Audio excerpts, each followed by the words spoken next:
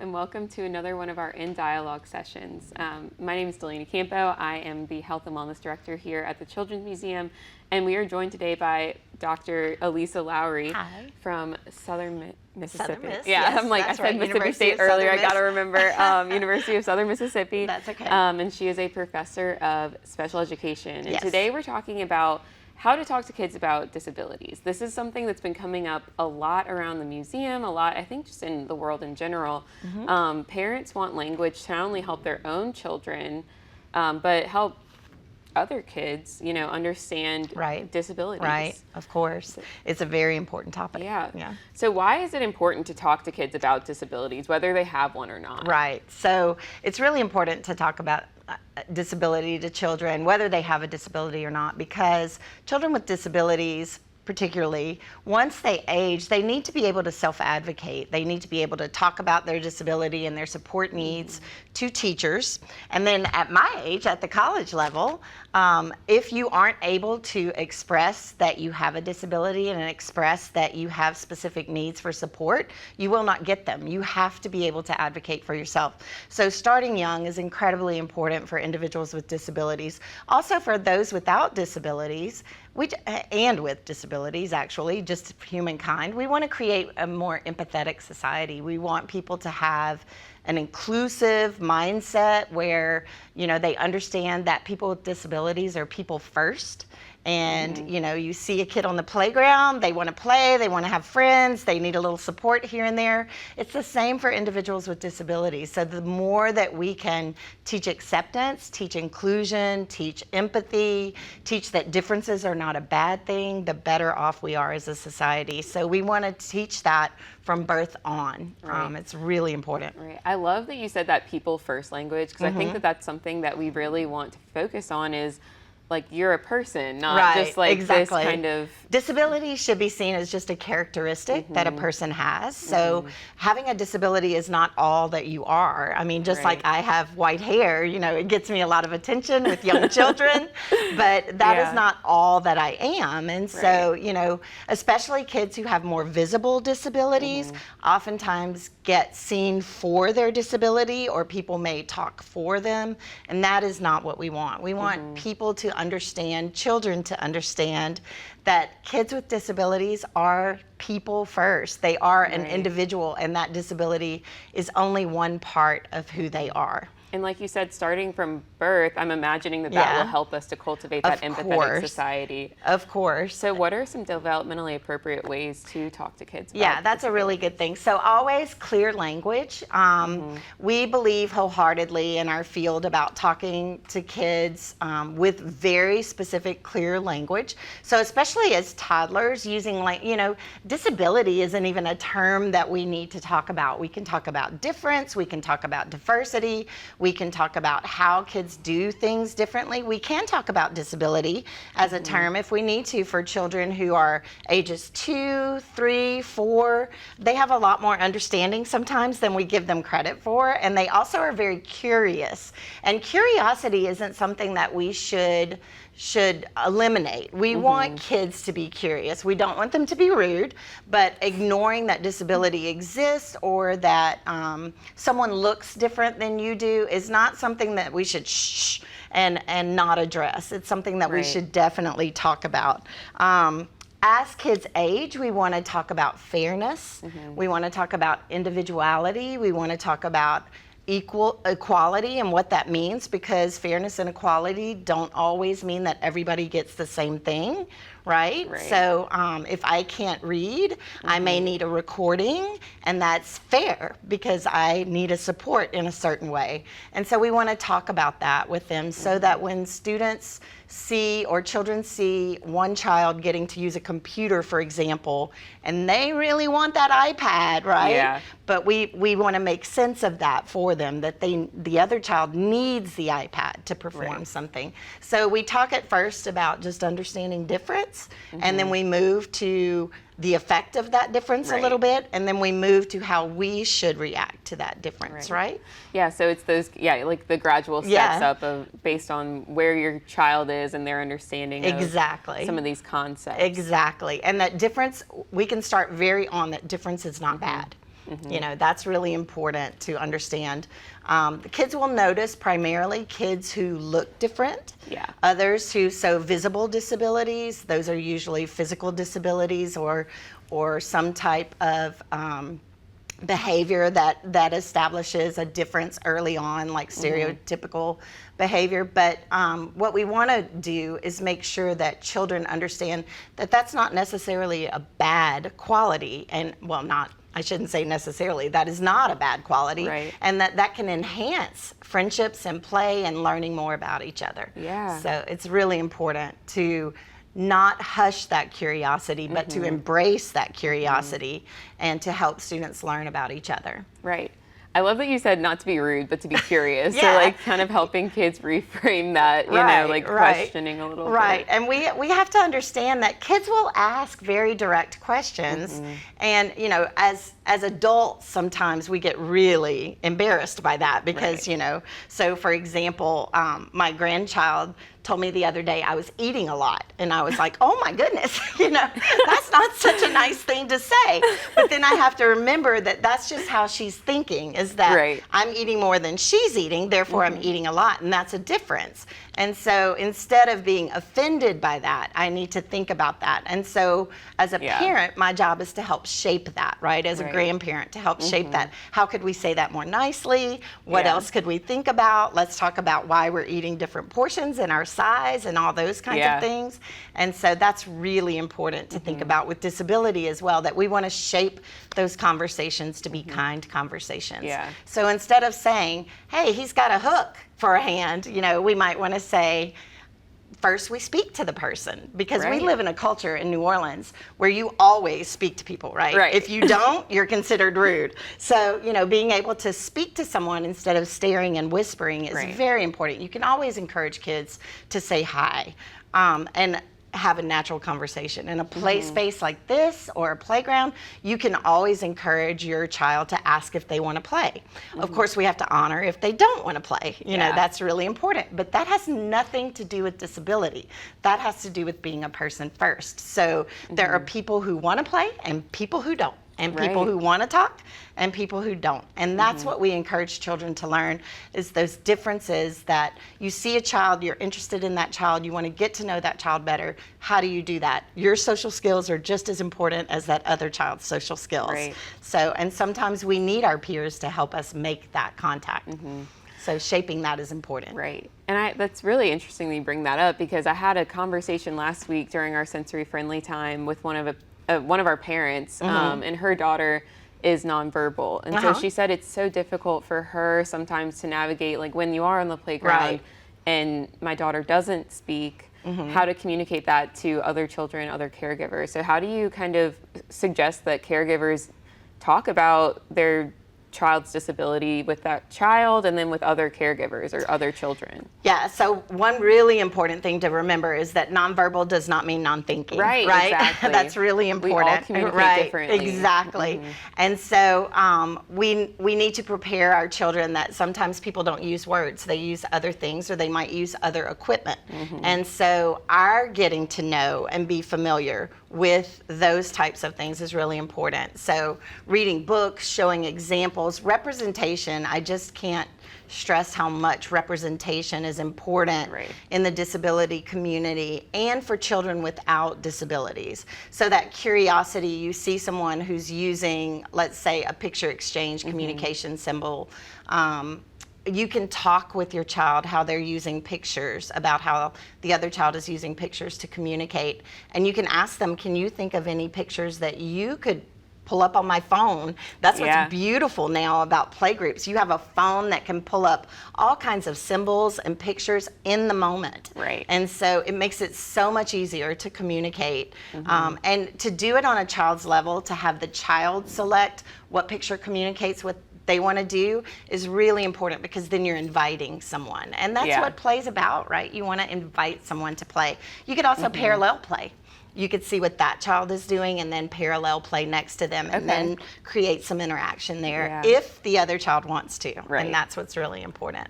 Yeah, so it's really just kind of taking the lead from the child. Yes. And I guess as a caregiver, how do you talk to your child about their disability in a developmentally appropriate way? Because I think sometimes, depending on the disability, it's less noticeable. Exactly, exactly. So we talk about physical disabilities, or visible disabilities is really the language that we use, and we talk about hidden disabilities. So visible disabilities, those children, they really have no recourse except to talk about their disability very early on, because in some way they appear different, and oftentimes those are medically involved. So they're having to go frequently for counseling or for medical treatment related to their disability, and so they grow up knowing that they're different in some kind of way. They may use a specialized piece of equipment, or they may hear things like, you know, we're checking on your Down syndrome progress at this particular point, what's affecting you, what's not affecting you. And so then we have those harder disabilities to talk about, which are the invisible disabilities. And those come with, not that visible disabilities don't come with stigmatization. I'm going to trip over my words right now. I'm talking too fast. But that hidden disabilities tend to be hidden for many years, and oftentimes young children don't know that they have them. So this is why we need to be able to talk about disability as a characteristic. It's just part, you're struggling with reading, that's okay. It's part of who you are, and so we're going to listen to some books instead of try to read some books. We'll do a little bit of both, right? Because we want those challenges, but needing a support isn't a bad thing. And it doesn't mean that we shouldn't quit presenting challenges. That's really important as a parent. But I think the best language that I have is, you're not there yet. Using that word yet, how we phrase our own conversation about disability, our positive, someone asked in the chat about affirmations, self-affirmations, how we teach our children to self-affirm and to be able to talk about their good qualities and what they can do really well. And I'm going to go back to representation, because being able to say, like so-and-so, for example, there are Marvel characters that have a disability. There are characters in cartoons that have disabilities. And so having that ability to look at someone that's successful, you know, I know social media gets a bad rap, but Instagram has many families that are putting out their experiences with disabilities, and that is so helpful for a child to see that. Legos, Barbies, all of those, and that's only been in the last 20 years because of inclusive practices. And so making sure that your child knows that they are represented and that their disability is simply a part of who they are. It may require additional supports. I can't function without a schedule or a calendar, you know? So we all have additional supports that we need. So we need to make sure that we explain that to our individuals. Yeah, so it sounds like just really emphasizing self-acceptance from a very young age. And then on the caregiver side, being willing to be flexible. Absolutely. Flexibility is really important, because you have to be open to the questions as they come. And you also have to be okay with saying, I don't know, which is really hard for us as adults sometimes, particularly as parents, because we want to be there to know everything for our child and to be able to answer their questions. But teaching that I don't know that answer about whatever I'm seeing out in the community that might be someone with a disability, but let's go look it up. Let's go do some research, or let's talk to that person if they want to have a conversation with us. That's really important. It's critical to be able to. That's critical for so many things, not just disability, being able to find an answer about something you're interested in. And I can imagine that it's difficult as a caregiver to try and explain something to your child, like that they're struggling with and you don't know the answer to, but just willing to be in that empathetic space of like, we don't know yet, and really just being okay with that yet, but doing the work that it takes to kind of find those answers. You're never going to make an error having a child talk about how something makes them feel or the experience that they're having with a specific struggle. So that information is going to help you provide for them better. And you're also teaching them self-advocacy early on. So if you can have them put it into words, if they're able, draw you a picture, point, whatever it is that their communication style is, to talk to you about how they are interacting with the environment or how something's creating a barrier for them. You don't need the fancy words, you know, you just need to be able to talk to your child and then relay that to whoever their provider is. That's really important. I know that many people with young children are involved in family services, and certainly your family educator can help you with that, as well as any mental health professional, psychologist, all of that. But being able to talk about what your child has explained and what you've observed factually, very important. It's that advocacy piece, and that we're teaching that from a young age. That self-advocacy piece is really important, but parents are automatically the most important advocate when a child is young, because they have to be the one to get those services and to get those supports in place. And for caregivers with children without disabilities, how can they kind of help this process or kind of this like support system? So first of all, you always need to seek out inclusive opportunities. The Children's Museum here is a great place to come for play groups, to seek out those inclusive learning experiences.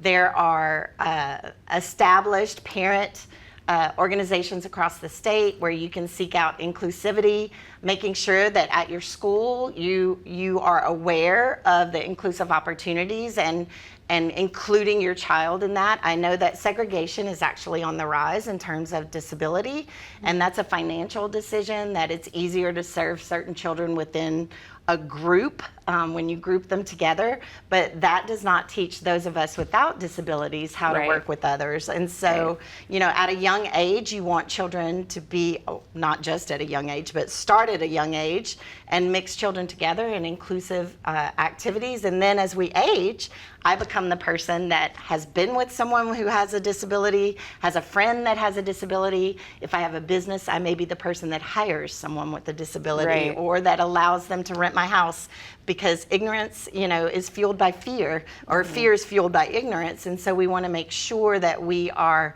teaching people, exposing people, you know, having those circumstances that we understand individuals with disabilities are people first.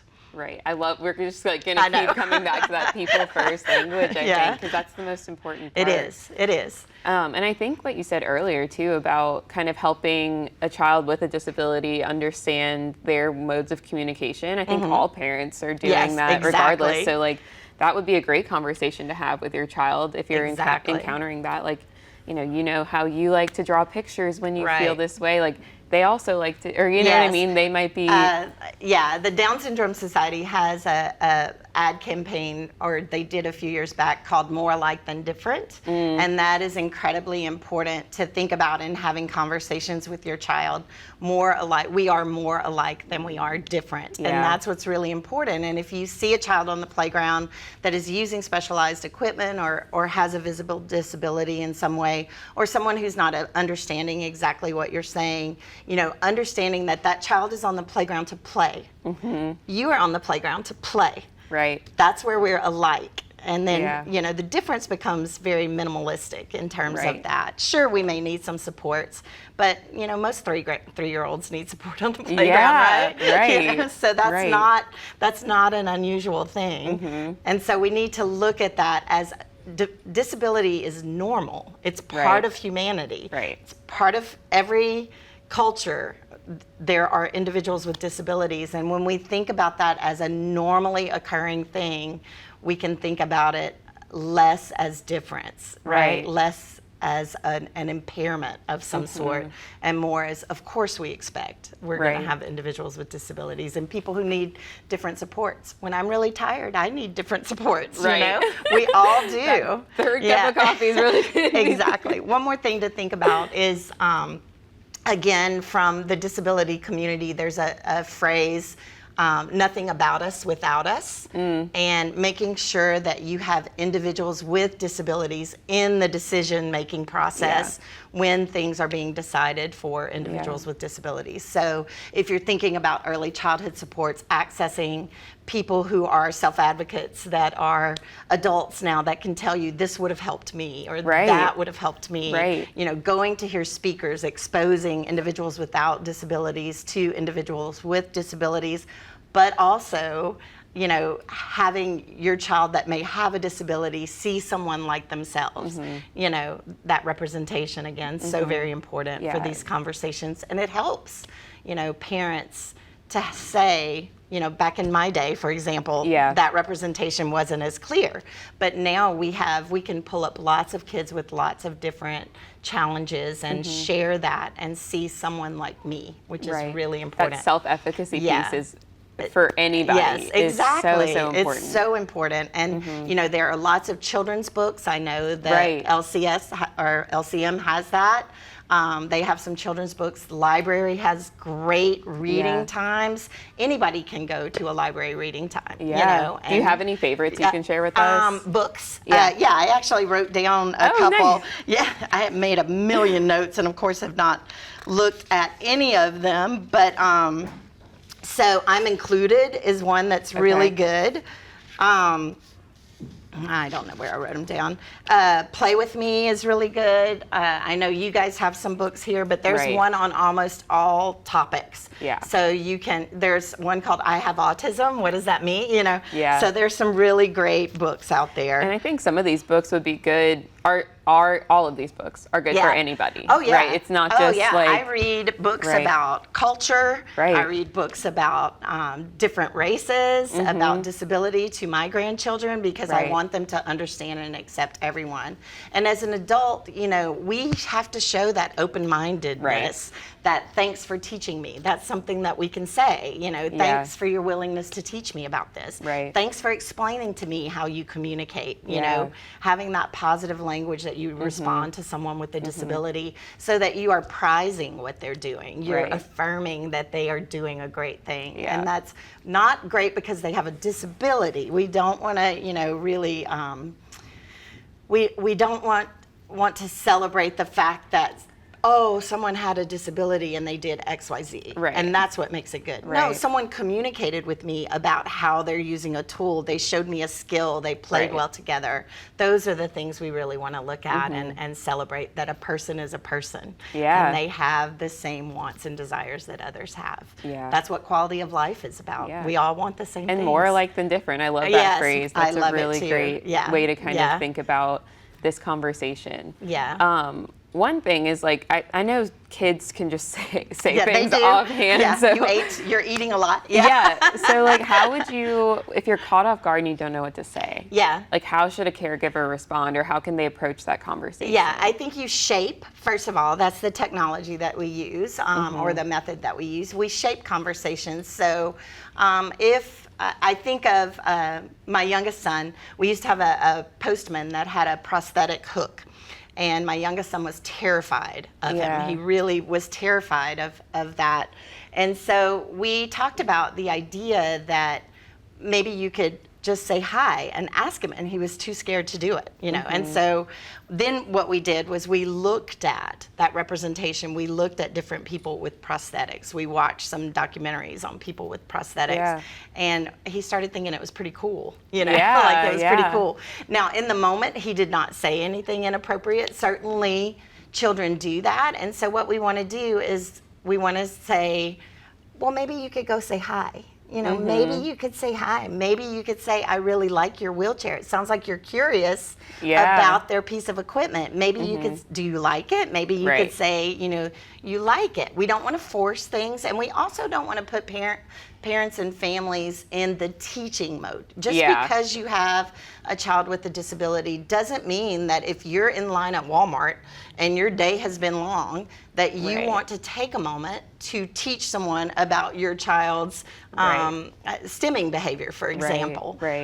So we have to read the room, so to speak. But you shouldn't ignore it, and you shouldn't shush it.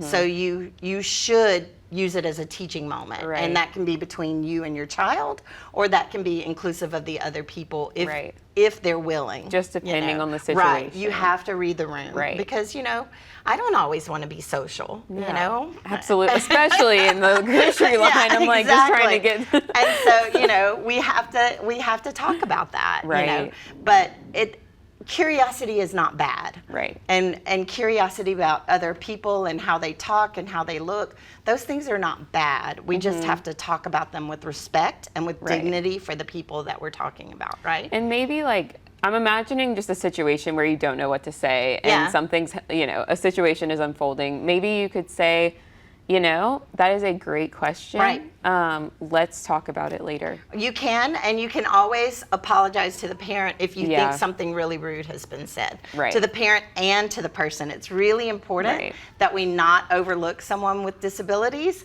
And we can say even something to the effect of, she's just really curious, and I'm going to talk with her about that. Right. And we'll learn more.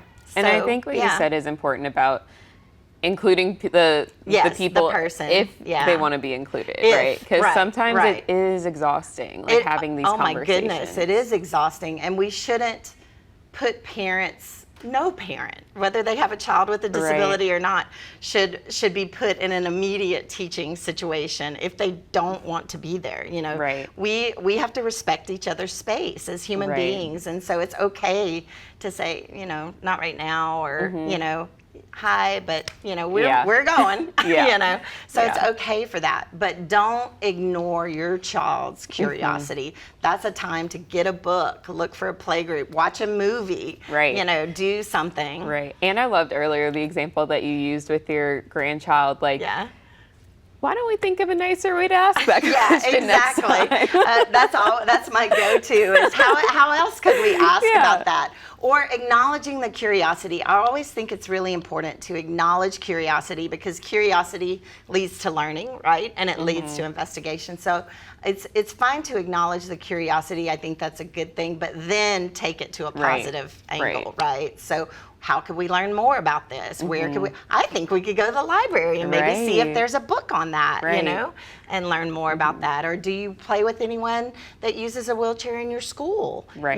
So try to relate it to examples that they've in had. their daily life. Because like you said, this is a normal part of the world, so it's something that we see everywhere. We should. We should see everywhere, for sure. And we want to cultivate that site. Yes, we want to cultivate that, hey, there is this kid at your school, or I love, with Marvel characters, Barbie dolls. There's so many agencies and companies that now think in an inclusive diversity mindset, and that is so important to see yourself in something else, but also for the rest of us to learn about that.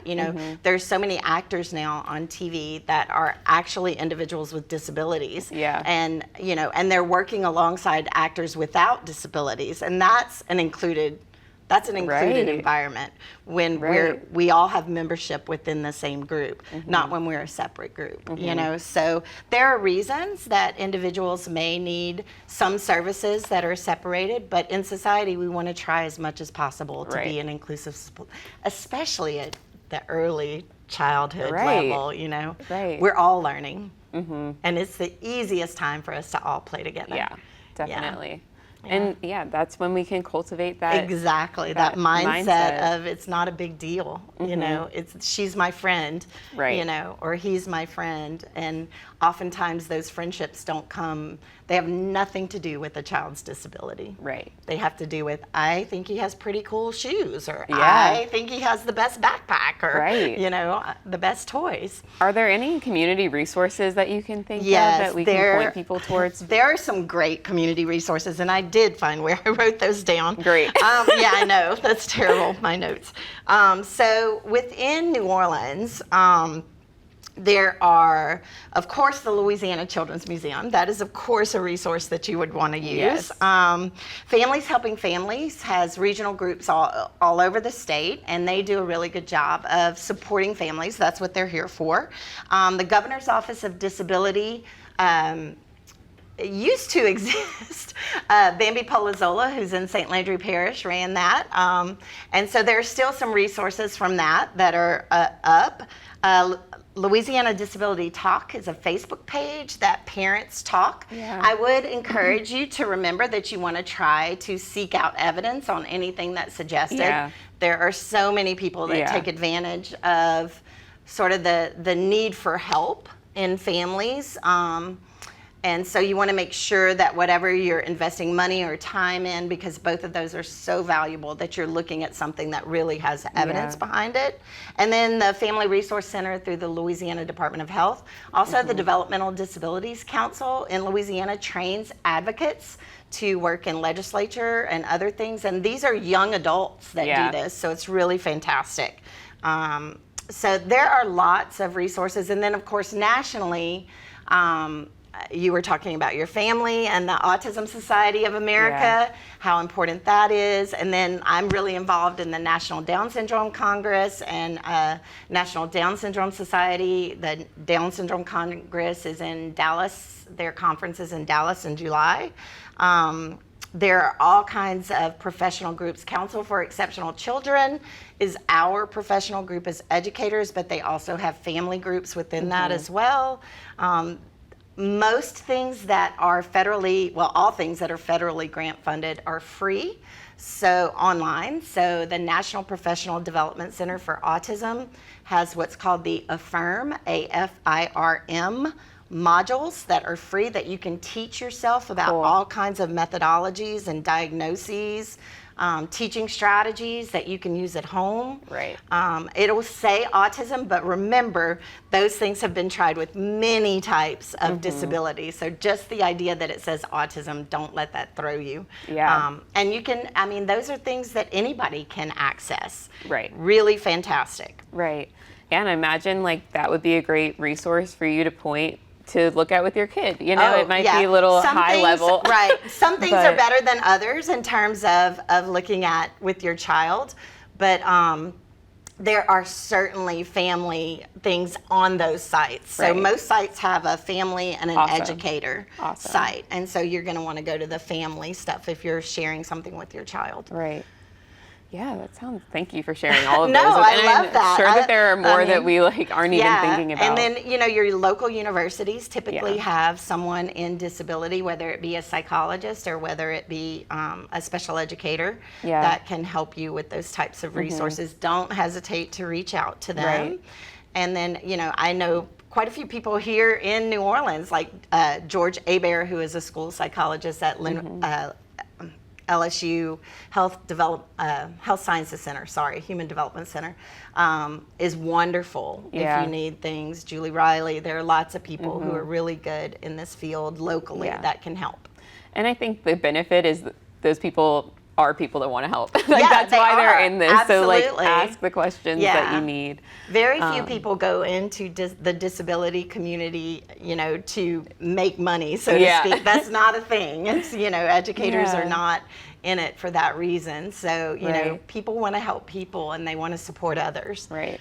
Yeah. We have a caregiver support group at LCM, so if anyone has any questions or desire to do that, they can reach out to me over email, but just want to plug that too. Yeah, of course, absolutely. But yeah, we are also here, like you said, to help in any way. I've been to your sensory friendly. Sensory friendly night. Yeah, sorry, I called it the wrong thing, but yes, I've been to that night, and it's fantastic for families to come, and I think for anyone who's struggling, that'd be a great night. Right. Same thing for movies. You know, be careful of the labels, because there are things around town that'll say autism or will say a specific disability, and really that just means any child that is struggling, you know, look into that, because we all have support needs at some point. Yeah.